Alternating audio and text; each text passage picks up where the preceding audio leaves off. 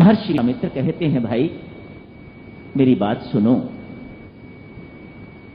एक डॉक्टर है, रोगी को कड़वी दवाई देता है, दूसरे रोगी को मीठी दवाई देता है। चाहे वह कड़वी दे चाहे वह मीठी दे, चाहता तो यही है ना कि दोनों ठीक हो जाएं। ये तो ऊपरी स्वरूप है कि किसी को कड़वी दवाई मिली है या किसी को मीठी दवाई मिली है, बात तो ठीक होने की है। भाई बात तो ये है, दोनों को परम धाम परमात्मा ने दे दिया, चाहे एक को मार के दे दिया चाहे एक को तार के दे दिया, बात तो एक ही है। ये महर्षि विश्वामित्र उत्तर देते हैं। अहल्या जब पत्नी बन गई है, नारी बन गई है, महर्षि गौतम आ गए हैं उसे लेने के लिए। जड़ बुद्धि को महर्षि गौतम मानते नहीं है, स्वीकार नहीं करते। मुझे जड़ बुद्धि की आवश्यकता नहीं है, मुझे चेतन अहल्या चेतन बुद्धि की आवश्यकता है। आज उसे लेने के लिए आ गए हैं। प्रभु राम ने उसे डांटा डपटा है, ये आपको ऐसा नहीं करना चाहिए था। कौन ऐसा इंसान है जिससे जिंदगी में कभी भूल नहीं हुई? आपने एक बार उसे अपनाया हुआ था, इस प्रकार से तिरस्कार नहीं करना चाहिए। कुछ डांट भरे शब्द कहते हैं, डांट सुन के सब कुछ ठीक ठाक हो जाता है। अहल्या प्रभु से प्रार्थना करती है, मैं जा रही हूं महर्षि गौतम के साथ। जो भूल महाराज मेरे से हो गई है, वह भूल मेरी जिंदगी में फिर कभी दोबारा न घटे। क्या मांगती है, क्या कहती है अहल्या? कहती है, महाराज मेरा मन तो भंवरा है, स्पष्ट है, इसे जिस रस से तृप्ति होनी चाहिए थी उस रस से इसकी तृप्ति नहीं हुई होगी, तभी ये भटक गया। जिस रस से इसकी तृप्ति होनी चाहिए थी महाराज, उस रस से इसकी तृप्ति हो नहीं पाई, तभी ये भटक गया। भूल तो मेरे से हुई है, गलती तो मेरे से हुई है महाराज। बस आगे महाराज ध्यान रखना, ये मेरा मन रूपी भंवरा जो है सदा आपके चरण कमलों का रस पी के तृप्त रहे।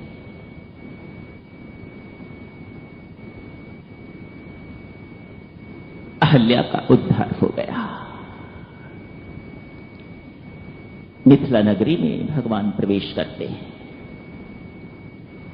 राजा जनक पहले मिल चुके हुए, ज्ञानी राजा जनक भगवान राम को देखते ही मुग्ध हो जाते हैं, प्रभु पर मोहित हो जाते हैं। ये जो परब्रह्म परमात्मा जिसे मैं कहता हूं, कहीं उसका सगुण साकार रूप तो नहीं मैंने कभी देखा नहीं, मेरी उनमें आस्था भी नहीं। क्या ये वही तो नहीं? महर्षि विश्वामित्र ने कोई उत्तर नहीं दिया। आप जानो, आप ज्ञानी हो, आप इन्हें पहचानो कि ये कौन है। मुझे तो बोध है ये कौन है, मैं कुछ नहीं कहूंगा, आप इन्हें पहचानो, जानो ये कौन है। मोहित हुए, मानो अपना ज्ञान मार्ग छोड़ के तो भक्ति के मार्ग पर अनुसरण करने वाले राजा जनक बन गए। मिथिला की जो जो नारी प्रभु राम को देखती है, इन दोनों को देखती है, उन पर मोहित हो जाती है और परमात्मा से प्रार्थना करती है, परमात्मा देव क्या ऐसा नहीं हो सकता, हमारी जनक नंदिनी का विवाह इन्हीं से हो जाए। जो सखी इस प्रकार की बात कहती है, उससे बाकी सखियां पूछती हैं, इससे तुम्हें क्या लाभ होगा?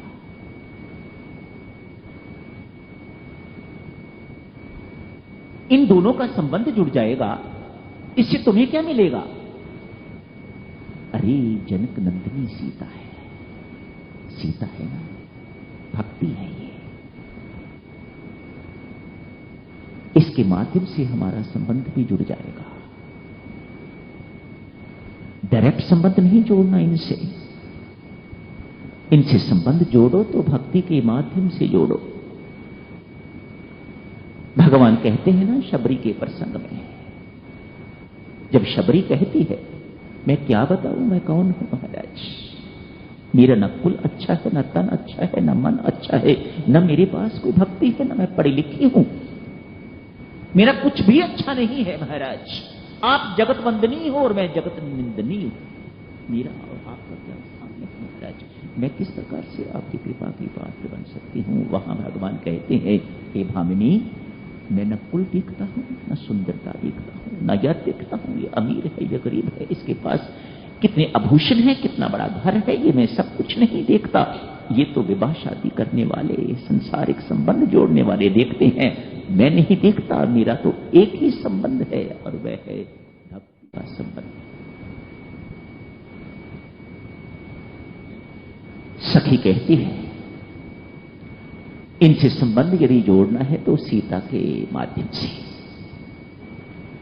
अरे तू कहती है संबंध जोड़ना है, थोड़े ही दिनों के बाद यदि इनका विवाह हो जाता है तो तू सीता से भी हाथ खो बैठेगी, सीता को भी ये लेके चले जाएंगे। हाँ, जरूर लेके चले जाएंगे, अवश्य लेके चले जाएंगे। पर तू देख, राजा जनक जब से इनके दर्शन कर चुका है, अब वह ज्ञानी राजा जनक नहीं रहा हुआ, अब वह भक्त राजा जनक बन के रह गया हुआ है। वह इनके बिना नहीं रह सकेगा, सीता को बुलाएगा और सीता को लेने के लिए राम लक्ष्मण यही दोनों आएंगे। कैसे यकीन है तुम्हें? यही दोनों आएंगे, किसी और को भी तो भेज सकते हैं। अरे नहीं, किसी को नहीं भेज सकते, यही दो आएंगे। जन्म के बाद बिना बुलाए हुए यदि ये दोनों अब आ गए हैं, शादी के बाद ये दोनों फिर क्यों नहीं आएंगे? अवश्य आएंगे, यही आएंगे। क्यों? इसलिए वे सती कहती है, जहां भक्ति हुआ करती है वहां ज्ञान और वैराग्य दोनों बिन बुलाए आके रहते हैं। वह भक्ति के बिना रह नहीं सकते हैं, आएंगे। लक्ष्मण जी महाराज हैं वैराग्य और प्रभु राम हैं साक्षात ज्ञान। ये दोनों आके रहेंगे। भक्तजनों, जहां कहीं भी कोई भक्ति की उपेक्षा करता है, सीता की उपेक्षा करता है, भगवान उसे संबंध नहीं जोड़ते। आगे जाके आप पढ़ेंगे, अभी थोड़ी ही देर में शूर्पणखा आने वाली है। लंकेश की बहन, जगत विजेता लंकेश की बहन है, बहुत ऊंचे कुल की है, ब्राह्मणी है। प्रभु राम तो क्षत्रिय हैं, ये ब्राह्मणी है, विश्रवा मुनि की पुत्री। क्या नहीं है उसके पास? लंका का राजा है, उसका भाई, सब कुछ है। यही तो चाहिए संबंध जोड़ने के लिए, लेकिन उसके साथ संबंध नहीं जोड़ा। क्यों? वह सीता की उपेक्षा करके तो संबंध जोड़ना चाहती थी, इसलिए भगवान ने शूर्पणखा से संबंध नहीं जोड़ा। पक्षी से संबंध जोड़ लिया, जटायु से संबंध जोड़ लिया। क्यों? पक्षी कौन होता है? जो पक्षपाती हो, उड़ने वाला हो, उसको पक्षी कहा जाता है। पंखों वाला, उसे पक्षी कहा जाता है। दोनों पंख काट दिए, तूने सीता का पक्षपात किया, ले मैंने वही तेरे अंग काट दिए, अब तो निष्पक्ष हो गया। जटायु जी महाराज बहुत प्रसन्न हैं। क्यों? इसलिए यदि मेरे पंख रहते, मेरा पक्षपात रहता, अपनी साधना के बल पर मुझे प्रभु राम के पास जाना पड़ता। अब मेरा पक्ष कट गया है, मेरे पंख कट गए हैं, मैं निस्साधन हो गया हूं और निस्साधन के पास प्रभु स्वयं आते हैं। मेरे पास प्रभु स्वयं आ गए हैं और उन्होंने मुझे अपनी गोद में ले लिया है, अपनी गोद में मुझे बैठा लिया है। क्यों? मैंने सीता का पक्ष।